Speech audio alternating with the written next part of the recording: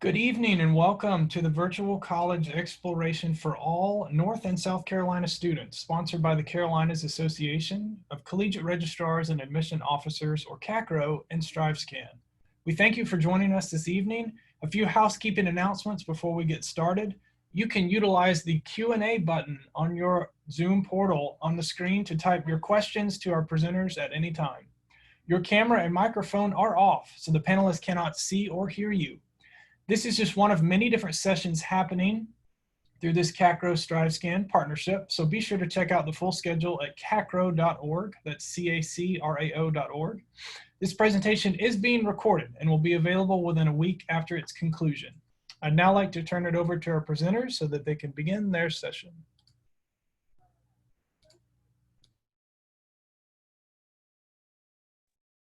All right, thank you, Adam. I appreciate this.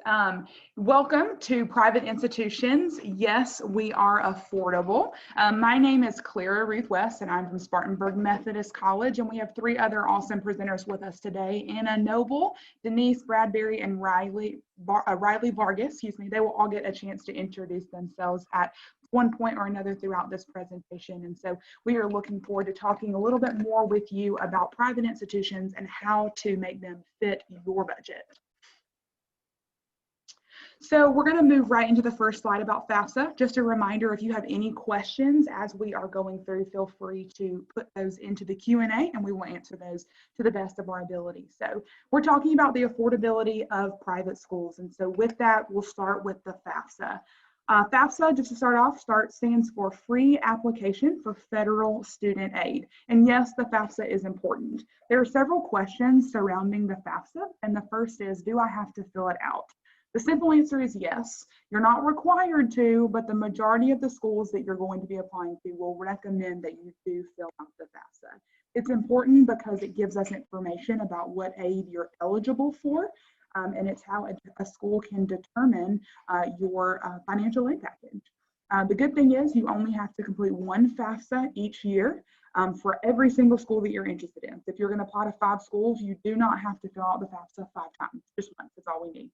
And then just a personal note here. When you're creating the FAFSA and your applications, make sure that you use your personal contact information, not your school address or school information, because that address will disappear when you're no longer a student. So just so people can continue to get in touch with you, we encourage you to use your personal address there. The next question is, why am I filling out the FAFSA? That's a very common question. It's a fair one. But the simple answer is, it is how you get a lot of free money. So a lot of people think that FAFSA is just has to do with loans, but they also use the FAFSA to determine eligibility for lots of grants and scholarships as well. So it is a great tool for schools to know exactly what you are qualified for and what money they can give you to aid in your financial aid package. What does the FAFSA do? As I've mentioned before, the FAFSA tells you and the colleges that you've applied to what types and amounts of financial aid you are eligible for. There's a term you'll hear when speaking about financial aid, and it says EFC, and it stands for Estimated Family Contribution. And that's important for a college to know, because based on what you're eligible to contribute, the college that you're applying to can find a match for that. They can essentially see what you're eligible for based on what your EFC is. Your EFC does not go to anyone other than the college that you apply for, so do not worry about that information being public. That is just you, and that leads me into my next question. Who is getting my information? Like I said, this information goes to Federal Student Aid, FSA, and no one is going to get that information. Only the colleges that you choose to release it to, and then the FSA organization that does your FAFSA. So that is a secure site. You don't have to worry about that information being released. So the next question, what information do I need to complete the FAFSA? You will need your 2019 tax returns. There's an old term that financial aid advisors used to use called prior. That means 2 years prior to the year that you are entering school. So since if you're a senior this year, you will be entering college fall of 2021. They're going to be looking at prior, that's 2019. And then you will need those tax returns for one of your parent or guardians and yourself if you filed taxes in 2019. If you didn't file taxes in 2019, then obviously you won't have a tax return, so don't worry about that. But you will need for one parent or guardian who claimed you on their taxes that year to complete that. If your situation's a little unique and you're not quite sure how to handle that, contact one of the schools that you're interested in, speak with someone in the financial aid department, and they can verify any questions you have about that information. Next question, when do I complete it? The FAFSA opens on October the 1st, so just a few weeks out from today, and I would encourage you to complete that as soon as possible. It does not have to be done on October the 1st, but just make sure that the colleges you're applying for do not have any financial aid deadlines. We'll talk a little bit about specific scholarships in South Carolina that do have some FAFSA deadlines, but just be aware of what those colleges require of you when you're completing the FAFSA and making sure it's taken before a certain amount of time. The sooner rather than later is always a good rule of thumb for the FAFSA. And then the last question is, a lot of people say, I'm not going to qualify for any aid, so I'm not going to fill out the FAFSA. Well, you never know. You might be surprised, and it doesn't hurt to complete it anyway. Filling out the FAFSA will not count against you in any way, shape, or form, I promise. Things change every year. So if you say, oh, my older sister didn't get any money when she applied for FAFSA, well, the good news is, since it's based off of the prior year, every year is different. So just because your sister didn't get anything 4 years ago, it might look a little bit different for you. So definitely take advantage of that. Fill it out. It doesn't hurt you. You'll do it once every school year. It opens October 1st every year. And just feel free to take a picture or jot down any of these questions. Then also feel free to ask these questions to any of the schools that you're applying for. And they can also give you more information and a little bit more in-depth answers. So if you have any question about that, put these in the chat and we can run through those. But now I'm going to hand it over to Anna, and she's going to talk through some financial aid packages. Hey everyone, my name is Anna Noble and I'm an admissions counselor at Newberry College. I wanted to talk a little bit today about the financial aid packages that you would be receiving after submitting that FAFSA, whether or not you decide to. Like we said before, it is very highly encouraged to submit that FAFSA. That is how we determine eligibility for different aid. The great thing about working in a private school or a just smaller school in general is that, like an admissions counselor works with you through your application process and making sure that you have all your materials submitted for enrollment, you're also going to be working with a financial aid counselor. So that is my first bullet point up there, is the financial aid counselors at private schools are there to help you. They're really there for you all 5 years. So by 5 years, if you're going to a 4-year institution, I mean that they're there beginning your senior year of high school through the application process all the way through till graduation your senior year. 3 years if you're going to a 2-year school. So one of the things that the financial aid office does is really help you break down the sticker price versus your actual out-of-pocket costs at the institution that you're interested in. And what we mean by that is that big number. I put an example up. We call this our Tinkerbell financial aid award letter. And you can see that on it, there's a total estimated cost of about $40,000. Now, you might look at that cost at first and say, oh no, a small school is not right for me. I don't have that kind of money. Well, this is where the financial aid office helps you break down that cost and shows you all the aid, loans and grants that you may be eligible for. So that's what we call a comprehensive financial aid package. So what you'll see on these bullet points are different components that go into that. So we do have scholarships. Scholarships are going to be academic scholarships, so merit scholarships based on how well you did in high school. That's going to be based off of GPA, possibly test scores. Different schools have different requirements for this. You also would possibly qualify for scholarships if you are interested in extracurriculars like athletics at a D1 or D2 school, as well as arts, so fine arts, music, dance, depending on what your school offers. And then, of course, your scholarships can also include need-based. So that is where the FAFSA also comes in, and is very important because that is how we see what you're eligible for as far as what your family can contribute. The other thing that you will see is grants. So those are another part. Scholarship and grants are another component to the financial aid package that classifies as free money. This is money you do not have to pay back. It is money that is gifted to you. And so there are different types of grants. There's the Pell Grant and the state grant. And the schools that you work with will go through those with you and explain a little bit more in depth.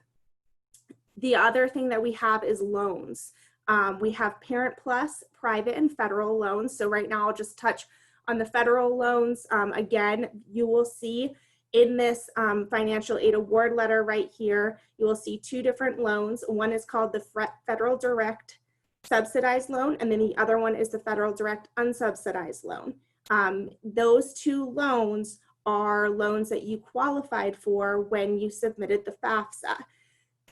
The last component to what might be offered on your award letter is work study.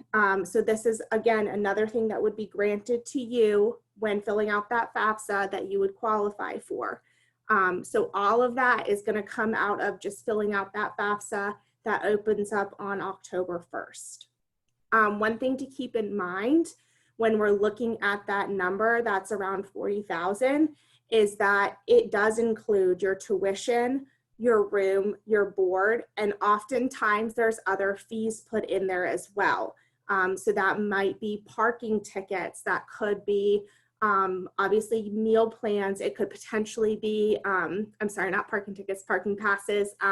It could potentially be your book fees or lab fees as well. So it's important to ask your school when you're applying what the breakdown is of those costs. For the purpose of this panel, having so many different schools on, we might be answering those questions a little bit individually, but it's very important to speak directly with the schools that you're applying to about what the breakdowns of those costs are. And then the last thing we talk about is when you're looking at your financial aid package, I still have a balance.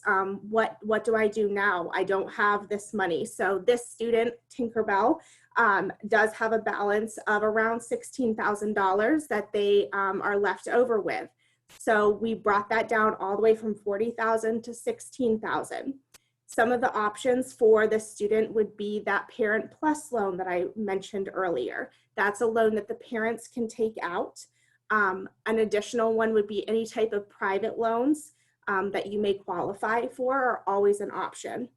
Most schools offer payment plans, so you would not be expected to write that check out for, say, $16,000. You would be eligible to pay for it throughout the course of the year. Other options are campus jobs outside of work study. So some schools offer jobs in their cafeteria, in their bookstore, or other jobs, summer jobs, paid internships, things like that, that will help you pay off that balance. And then of course, we always like to mention any type of outside scholarship is always stackable on top of your aid that the school offers you as well. And that is super helpful. You can apply for stuff with your own hometown, but we'll touch on that a little bit later on. And I'm going to hand it over to Riley to talk about South Carolina scholarships. All right. Hi, everybody. My name is Riley. I am from Charleston Southern University. I work in the upstate now, but I'll talk about that a little bit later when we get to the CSU slide. But so including some of that free money that Anna was talking about are state scholarships. So even though those of us on this panel are for private institutions, we do still accept state scholarships. I'm going to go through the three big ones with you guys, and then one that you might not be as comfortable with. So there's the South Carolina Hope Life and Palmetto Fellows. If you're going to a four-year institution, you could qualify for all of those. So Hope is just requiring you to have a 3.0 GPA after you graduate high school. If you graduate with that, you get that $2,800 for your freshman year. Now that Hope Scholarship, just a reminder, does not roll over to your sophomore, junior, or senior year, but you can qualify to get the next level, that Life Scholarship, as you are working on your freshman year courses. So the South Carolina Life Scholarship is $5,000 for all 4 years. So you'll get $5,000 your freshman year, $5,000 your sophomore year, $5,000 your junior year, and then $5,000 your senior year, which is like $20,000 coming straight to you. So that's awesome. To get the South Carolina Life as a high school senior, there are 3 things you could possibly do, but you only have to do 2 of them. So one of them is to have a 3.0 GPA. The other one would be in the top 30% of your class. And then the next component would be if you take the ACT or SAT, you need to have a 24 on the ACT or an 1100 on the SAT. You have any combination of those 3 and you qualify for the South Carolina Life. If you have the Hope Scholarship right now and you're hoping to get Life your sophomore, junior, senior year, what you'll need to do is take a total of 30 credit hours, which I know that 30 sounds like, oh my gosh, that's so many classes. I promise it's not. It's like 5 classes per semester. You can definitely do it and to finish the year out with a 3.0, which is an average B. And you would be good to go. You'll just get that $5,000 your next 3 years at your college. If you're going to a 2-year institution though, that Life Scholarship requirement is different. So they are not giving the Hope Scholarship, or they can't give the Palmetto Fellows because they are allotted for 4-year institutions. What you'll need to do is have a 3.0 GPA for Life and then chat with your enrollment counselor at that institution to make sure there's nothing else required of you. If you've got Life under your bucket and you're like, no, I want to try for Palmetto Fellows, that one is the next level South Carolina scholarship. It is $6,700 for your freshman year, and then it does increase for your sophomore, junior, senior. And for Life and Palmetto Fellows, you can have an enhancement for a STEM major, but I'll kind of talk through that in a little bit. But to get Palmetto Fellows, you've got to have, now this is extensive, so if you have to take notes, that's fine. If you have to ask me a question, I will definitely repeat myself, I promise. There are a couple ways you could get Palmetto Fellows. You do have to have all 3 requirements. So it's a 3.5 GPA. Now they are looking at the South Carolina weighted GPA, so that is awesome for you guys. A 27 on the ACT and a 1200 on the SAT. And then you have to be in the top 7% of your class. Now, for some students who are in like homeschooled or in private high schools, like your class sizes is a lot smaller than your public high school, so that getting to the top 7% is difficult. What you can do instead is have a higher test score. So you could get a 32 on the ACT or a 1400 on the SAT and not have to worry about the class rank, which is exciting, but you'll have to probably take those standardized tests a couple more times, which has not been an option for you guys as often as you want to do this year. But definitely, like Anna said, working with a smaller private institution, you get to know your financial aid counselor, you get to know your enrollment counselor on a more personal basis. Definitely chat with them, make sure you're on the right track, talk to your school counselor, ask about them. They can definitely make sure that you are lined up to get what you're looking for by the time you graduate in May or June of next year. For the enhancements for the STEM major, so these enhancements are about $2,500 for your sophomore, junior, senior year, but you do have to be in a particular STEM major, so science, technology, engineering, math. Go ahead and talk with your enrollment counselor at your college that you're interested in to make sure that your major applies for that school, because it does vary per major and it does vary per school. But they'll talk you through what you have to do to get those credits to go ahead and get that extra free money. The next scholarship that is offered to South Carolina high school students is the South Carolina Tuition Grant. This past year, it was $3,600, and it's, note I said grant, which is what Anna was talking about before, which is free money. So you don't have to worry about paying this back.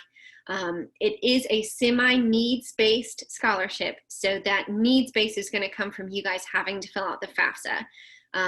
Since we are private schools, you saw that sticker price, which was a little scary, but definitely not what the Tinkerbell ended up paying for. That sticker price increases your need a little bit, so it's kind of sketchy. So that means that most students do need that extra South Carolina tuition grant. So definitely fill out the FAFSA. For this scholarship, you do have to have it filled out by June 30th. If you're a senior of 2021, you have to have it done June 30th before you enroll in your college. Other South Carolina scholarships are definitely welcome if you apply for any in your hometown, if you've got stuff coming like that. But those are the ones that are going to come to you after graduation, and the ones that are going to come through the FAFSA. But enough about South Carolina. I'm going to pass it along to Denise, who is going to talk to you guys a little bit more about some North Carolina financial aid for you. Thank you, Riley. Hi, everyone. I am going to talk a little bit about the North Carolina scholarships as the only North Carolina school represented on our panel, but I'm happy to do so. So we have the North Carolina Student Incentive Grant. Again, that you don't have to pay that back. And the requirements are pretty simple and pretty basic. You just have to be a resident, and you do have to be attending a North Carolina school, and the FAFSA will be required for some financial need. We also have the North Carolina Legislative Tuition Grant. Now, this one is for private school students only. So if you do want to attend a private school, North Carolina will support that and give you that choice. And it just simply requires that you attend one of the private schools located in North Carolina. And then I wanted to talk to you a little bit as North Carolina students about CFNC. Their website is cfnc.org, and it stands for the College Foundation of North Carolina. And this is a great website. It has a lot of opportunities for you.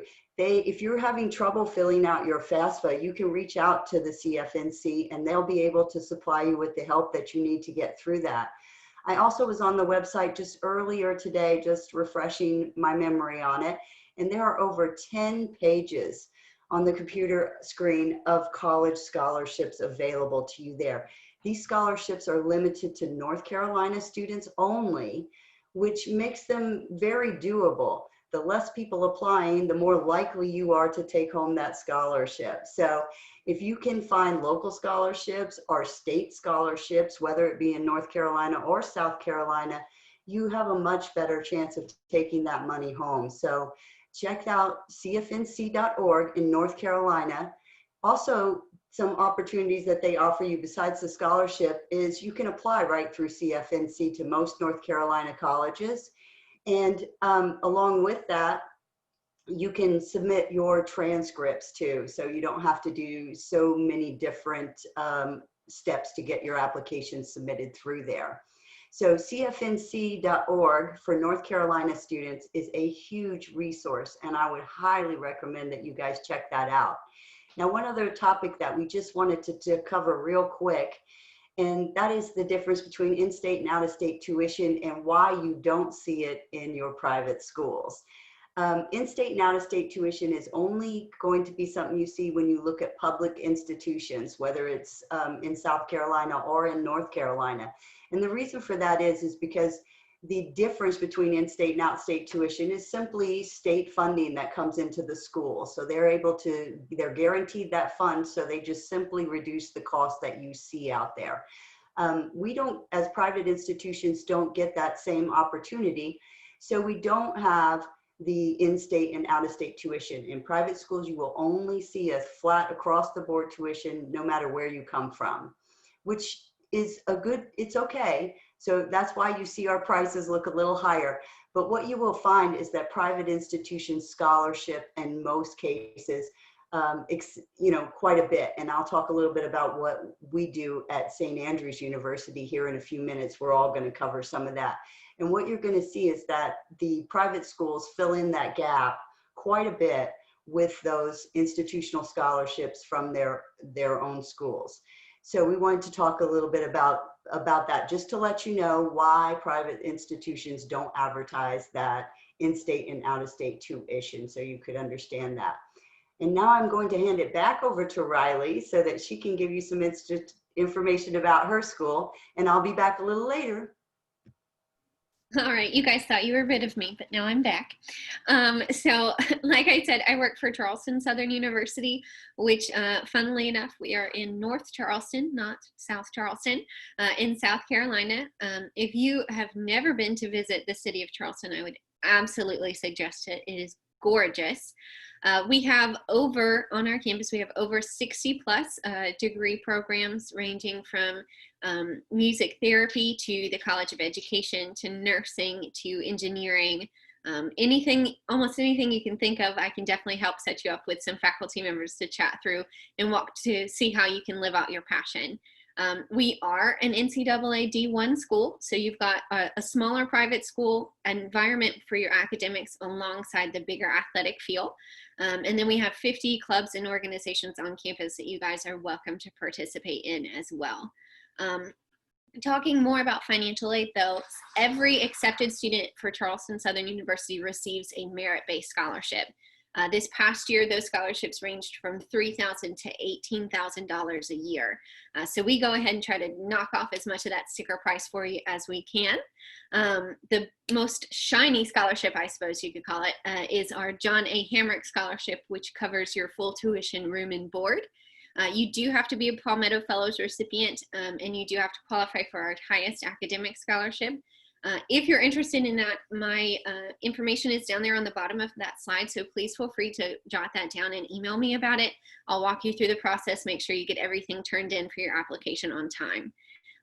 We do have endowed scholarships as a private institution. We do have donors and alumni who want to give back to our students. Some of those are limited, some of them are offered just to certain majors, so definitely chat with me. I'll be your enrollment counselor, and I can check with our financial aid director to see if any of those would be available for you guys.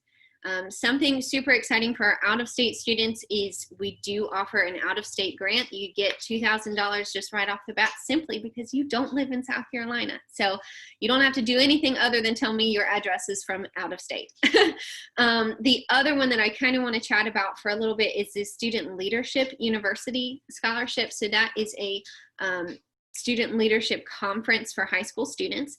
You guys are, well, except for this past summer, normally it's in Orlando every year. They'll have about 600 students a week come and attend from all across the country. You'll get to chat, meet with other high school students, meet with some of our current students, attend a day at SeaWorld, Universal, and then you get $2,000 back every year here at CSU. So it's basically a giant coupon that equals a day at SeaWorld. So if you would like to chat about that a little bit more, let me know. We are test flexible, so please don't forget that. Most of us are this year anyway, but definitely take note that you might not have to take those ACT or SAT if you don't really want to. And then our personal session for CSU is September 24th, so a week from today. And then it is at 7 p.m. So feel free to join us again. It will not be me, but I love you guys anyway. So Anna, I will hand it back over to you to chat about Newberry for a minute. Awesome. Thank you so much, Riley.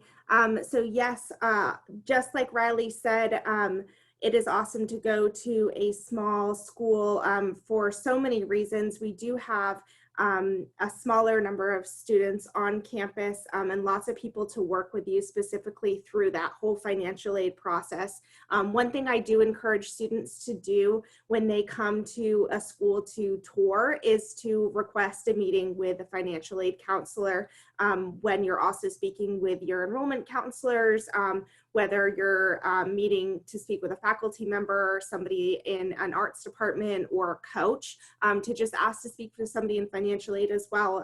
Bring some paperwork, some things that your parents might think is helpful for you guys to talk about. So when you're ready to come visit Newberry, which is located in just 25 minutes north of Columbia, make sure that you request a meeting with our financial aid counselors. But Newberry is an awesome place to go to school. We do have right around 1,200 students on our primarily residential campus. We have 48% of our students who are first generation, meaning that none of their parents or anyone before them went to school, so they're college, so they're the first student attending college. We are Division II. So we are able to offer athletic aid for recruitment reasons. Across our campus, we have 33 majors and 31 different minors. We are on the building process of a brand new nursing department. We do have, for the past 3 years, a 100% pass rate on our nursing program. Business and elementary education are two of our other main majors. We have 9 Greek life organizations. So if you're interested in fraternities or sororities, that is something unique to Newberry as a small school that we do have. Our application is free. And like Riley mentioned, a lot of schools are doing this. We are test optional for this year for fall 2021 students. With everything that's going on, we just want to be as flexible as possible for our students to be able to apply and enroll at Newberry. So we do have a few things that are unique to Newberry as far as financial aid goes that is just an extra incentive and help kind of ease those worries of that big sticker price. 96% of our students do receive institutional aid. That 96% does include our online students who are actually not eligible for aid because we only have 4 online programs and they are degree completion only. So you wouldn't be looking at that as a first-year student anyways. That would be somebody who already probably has an associate's degree. So given that most of our students do receive institutional aid, and every student at Newberry receives a merit scholarship ranging anywhere from $3,000 to $16,000, but the average student does receive that $14,900 in aid every year. We do offer a tuition freeze promise, which basically means that your first year, if you have that certain number, that's your tuition for the year. That number freezes and will be the same for the next 3 years as well. So if we say that your tuition is $24,000 for that year, it will be the same all 4 years. It won't fluctuate. We do offer D2 athletic aid, like I mentioned, which is something that you work out with your coaches as far as recruitment. Some of our different aids that we offer, which are a little bit more unique, is we do offer esports. So we have Overwatch and a few other esports that we do, and we have an aid for that, as well as music participation. So like ensemble, marching band, things like that. We also have an ROTC and a pro bass fishing team scholarship. We also have Scarlet and Gray Scholarship Competition Day, which is a really exciting opportunity for our students to come if you have a certain number on your GPA, SAT or ACT scores, to come and participate in our scholarship competition day, where you have the opportunity to earn anywhere from $3,000 to $7,000 additional aid on top of what you've already been offered. So that's stackable and it's available each year. And then just 2 of our pride points for 2020 was that we were #1 in social mobility and #1 in the South for the least amount of student loan debt. So we're very, very proud of that. It just goes to show you that it is absolutely feasible to go to a small school and to not be intimidated by that sticker price. If you want to learn more about Newberry College, we do have an info session that's happening on September 23rd at 2 p.m. I will not be at that one, but some of my colleagues will be. You can see my info on the bottom left-hand side of the screen. If you guys are interested in contacting me, you're welcome to. And just a reminder to drop any questions that you guys have in the Q&A box. We can address any of those as we go or at the end. And I'm going to pass it over to St. Andrews University.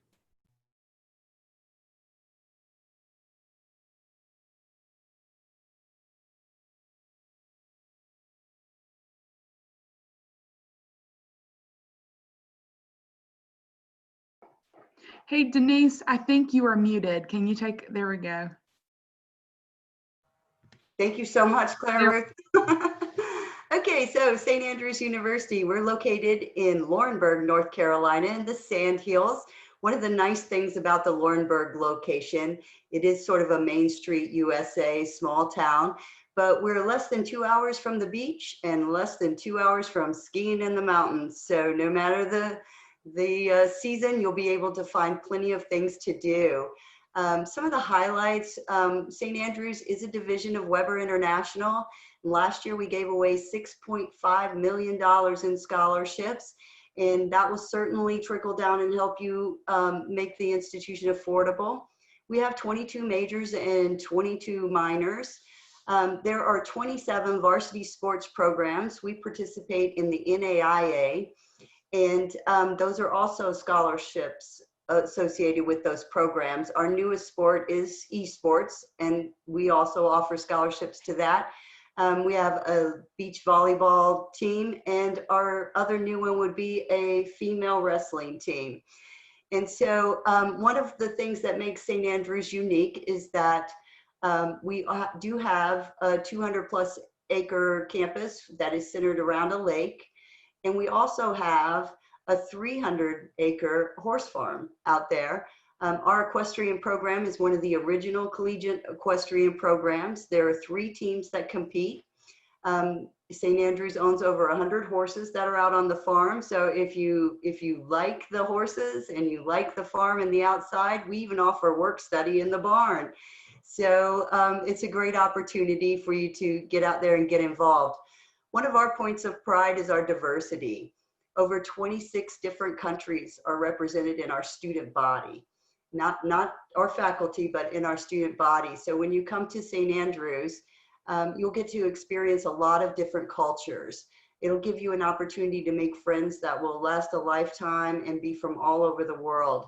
And it's one of the things our students tell us is very important to their experience at St. Andrews. So we like to brag about that a little bit. We also enjoy the experience ourselves of getting to know students from different cultures and different countries. So it's a very small school. We have about between 600 and 700 students on campus. So you have an intimate feel. You will get to know your professors. They will know you by name and by face. And you will be able to get a tutoring on campus. And lots of attention from your advisors. We do one-on-one academic advising. They will stay with you throughout your entire time on campus, whether or not you are in their program specific or whether you decide to change. A lot of our students come in because we are a liberal arts school, exploratory. They want to figure out what they want to do and where their passions lie and try a few different things before they settle in on that one thing. So you'll get a lot of coaching and a lot of help and support on those areas. We also have career advisement, which is going to take you all the way through from the very beginning of your time at St. Andrews. We are preparing you for that ultimate goal, which is your job and your career and your passion. So we have a career advancement department, and they will be helping you throughout your entire stay with us to prepare for that life after college. So you don't have to worry so much about that. We'll make lots of connections and have lots of interactions. It's a great thing. And so I'm going to turn it back over to Clara Ruth and let her tell you about SMC. Perfect. Thank you so much, Denise. And I'm going to wrap it up. Don't know how I can follow that because you guys have gotten such awesome information. And so I'll make it brief and then we'll open it up for questions. But really quickly, my name is Clara Ruth, and I am the Assistant Director of Admissions at Spartanburg Methodist College. Our 110-acre campus is located in, surprise, Spartanburg, South Carolina. That's about an hour and a half from Charlotte and an hour and a half from Columbia, Charlotte, North Carolina, and Columbia, South Carolina. We're located right off of Interstate I-85 and Interstate 26. So both of those run through both of the states. A little SMC facts about us. We are right at 1,000 students. We're about 50-50 male, female. 61% of our students live on campus, and students do have the option of living at home or living on campus. We have a variety of student life activities, things like student government association, our pioneer ambassadors who serve as tour guides and mentors on campus. Athletics in terms of, I'll mention that, but we've got athletics for recruited athletes. We've got intramural sports. We're doing what we can to make things currently COVID approved to make sure everyone's staying safe and healthy on campus. But we do have a great campus atmosphere for people who live on campus. And then we also take care of those students who do choose to commute, but they're still welcome to participate in campus activities as well. So that's something to keep in mind when you're thinking about small schools. A lot of smaller schools do have the opportunity for you to live on campus the whole time you are at their college. So we do have that. You are allowed to live on campus for all 4 years, or you do have the option to live off campus if that is what you would prefer. And then in our student body, 38% of our students are first generation college students. And that we've said before, first generation means you are the first person in your college or in your family to begin that college process. So we've got a lot of students who are discovering college on their own for the first time. And so we are here to help you and walk you through that process. It's a very individualized experience that you will get at Spartanburg Methodist. If you know anything about SNC, historically, we've been a 2-year junior college. That means we've offered a series of associate degrees, and then after 2 years, students would transfer to a 4-year institution to finish out their bachelor's degree. However, last fall, we launched our very first bachelor's degree, meaning that students that are interested in pursuing a bachelor's degree, they are welcome to stay at Spartanburg Methodist and complete that. So we have 6 very general associate degrees. Those are arts, science, business, criminal justice, religion, and fine arts. Those are the 2-year prerequisite courses. There's what we call gen eds that you will need for any degree programs. What that means is you can start with us for 2 years and then continue on to receive your bachelor's degree. With our BA, we do have 6 career options for those. That's English, history, business, English, history, business, religion, criminal justice, and psychology. Drew blank there. So all of our students who are in our bachelor's degree, they will choose 2 of those concentrations and then take a series of courses for professional development, as well as a required internship credit. So you will be absolutely prepared for college when you leave us. In terms of enrollment, we are affiliated with the United Methodist Church, hence Spartanburg Methodist College. However, there is no religious requirement to attend. Our student body represents 15 different religious backgrounds. The majority of our students are of a Protestant denomination, but we do have students that are non-religious, Buddhist students, etc. So we will make you feel at home, and there is no religious requirement to attend. So I don't want that to feel like, oh, I'm not interested in that. You can absolutely find your people and find your place at SNC. We're Division I in JCAA athletics. That means we're National Junior College, but we compete D1. We have a series of 14 athletic teams, so feel free to check out our website for those. And then in 2021, so for next fall for you guys, we are test optional, meaning you do not have to submit your SAT or ACT scores. You can if you would like, but the only admission requirement we have is a 2.0 GPA, and our application is completely free. So really quickly, I'm going to run through scholarships, and a lot of this is very relevant to all of the schools that have spoken tonight. So first, we've got merit-based scholarships. All students who are eligible for merit-based. That is based on your academic performance.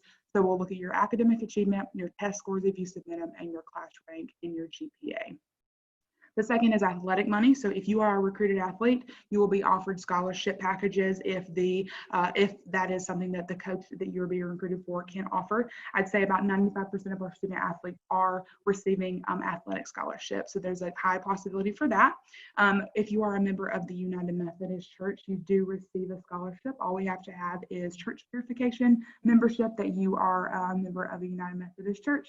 And then for all of our South Carolina high school graduates, if you graduate from your high school with a 3.0 GPA or higher, you're an automatic recipient of our full tuition scholarship. So you will pay $0, 0 pennies for the cost of your tuition, and that means you'll pay room and board if you live on campus, and then all students will pay for their fees.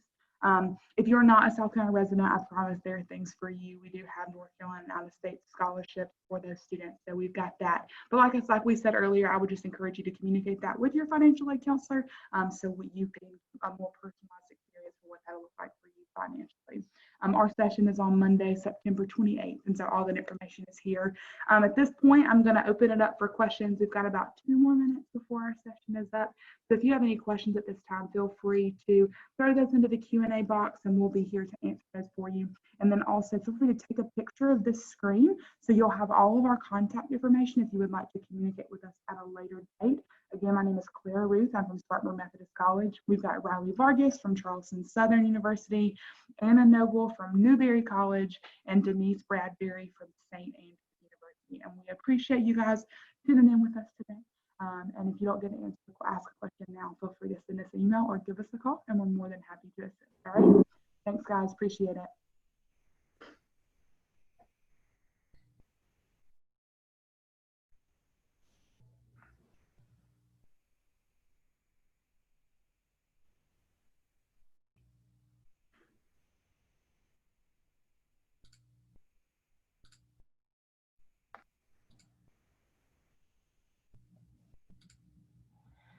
All right.